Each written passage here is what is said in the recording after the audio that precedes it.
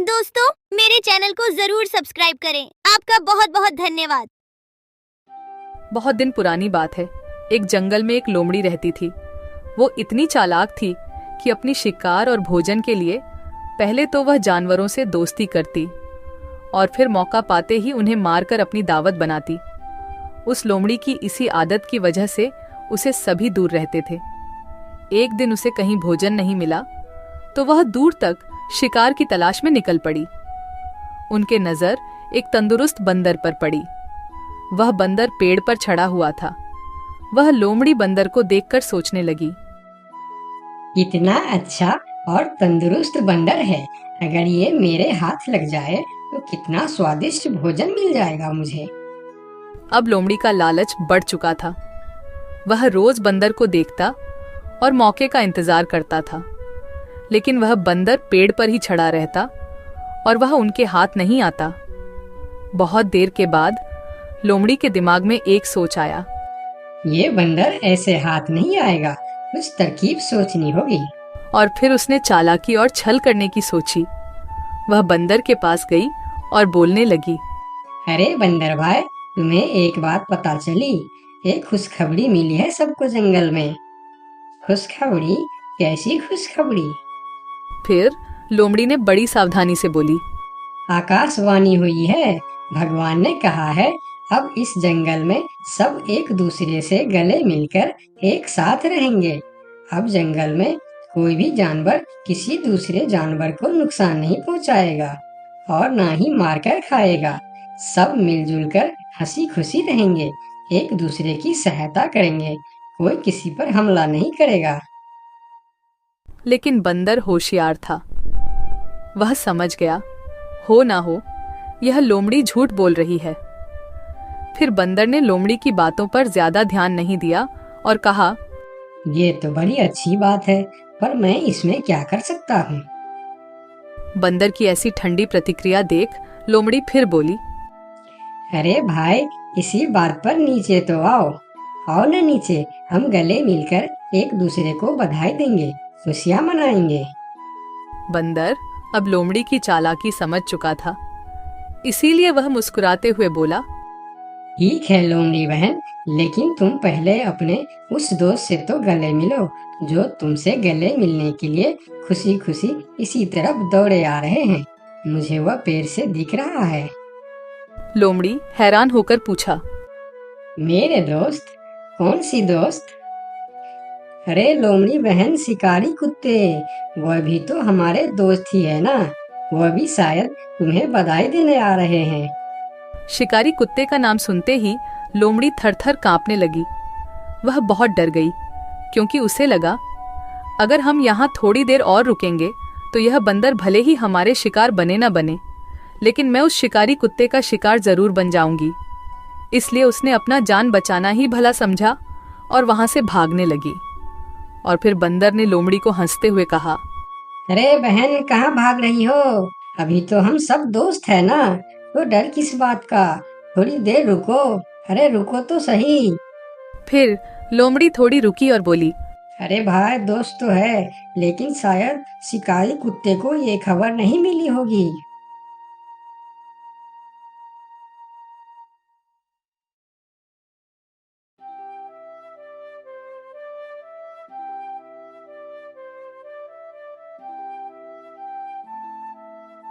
एक समय की बात है, लक्ष्मीपुर के जंगल में बहुत से पशु पक्षी रहा करते थे।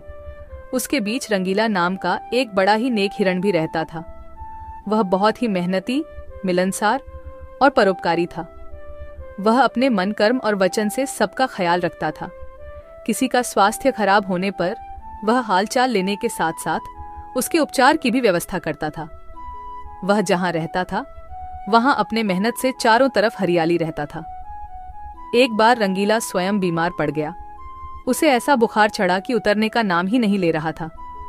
उसने स्वयं कुछ जड़ी बूटियां खाई, लेकिन कोई लाभ नहीं हुआ। उनकी बीमारी की खबर पूरा जंगल में फैल गई थी, लेकिन उसे देखने के लिए कोई नहीं आया। तब उसका मन अधिक मुरझा गया। उसे उठा नहीं जा रहा था। फिर भी वह उठकर थोड़ा आगे आया और उसने देखा कि 2 हिरण उनके इलाके में आ गए थे। वह उनके बड़ी बड़ी हरी हरी घास खा रही थी। उन्होंने जब रंगीला को देखी तो मुस्कुराने लगी। अरे रंगीला, कैसी है तुम्हारी तबीयत? हम लोग तो तुमसे ही मिलने आए हैं, तुम्हारा हालचाल जानने आए हैं। हाँ रंगीला, मैंने सुना तुम्हारी तबीयत बहुत खराब है, तो हमसे रहा नहीं गया, इसीलिए चले आए हैं। अब बताओ, कैसी तबीयत है तुम्हारी?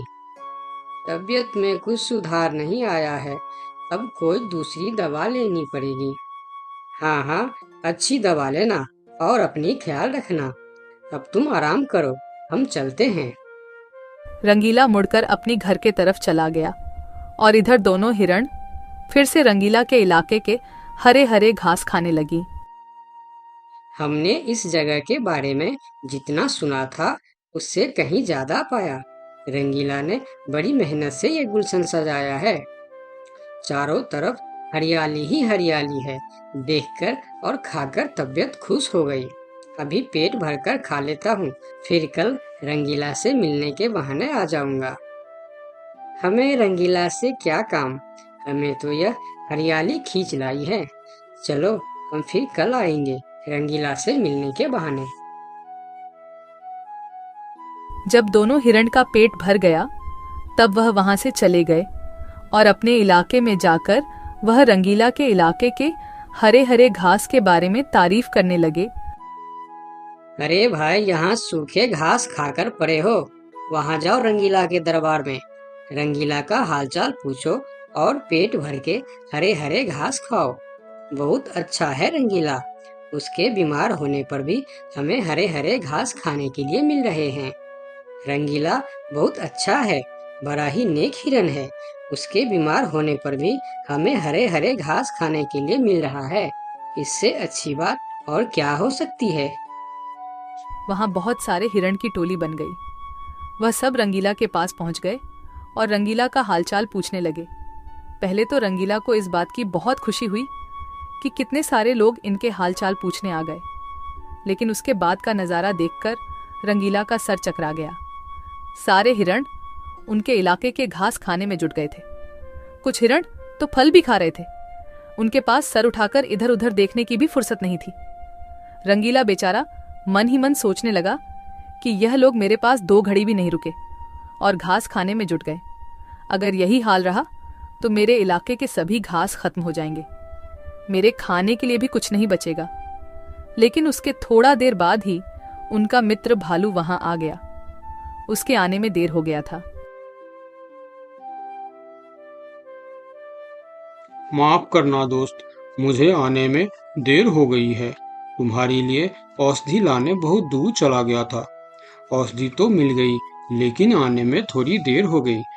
ये जड़ी बूटी तुम जल्दी खा लो और जल्दी से ठीक हो जाओ मेरे दोस्त। रंगीला ने वह औषधि खाई और कुछ देर बाद ही उसे आराम मिलने लगा। उसका दोस्त भालू उनके साथ ही रुका रहा और 2 दिन के बाद रंगीला का तबीयत ठीक हो गई। लेकिन उनके खाने के लिए न कोई घास बचा था, न कोई फल बची थी। उनकी सारी मेहनत पर पानी फिर गया था। वह बहुत उदास हो गया। दोस्त रंगीला, मैं जानता हूँ ये मतलब का संसार है। ज्यादातर यहाँ सब दोस्ती दिखावा का ही करते हैं। सब अपने फायदे की सोचता है। तुम चिंता मत करो, हम दोनों मिलकर यहाँ फिर से अपना गुलशन सजाएंगे, एक नई दुनिया बनाएंगे। इस कहानी से हमें यह सीख मिलती है कि मन में कपट रखने वाला मित्र शत्रु से भी ज्यादा खतरनाक होता है।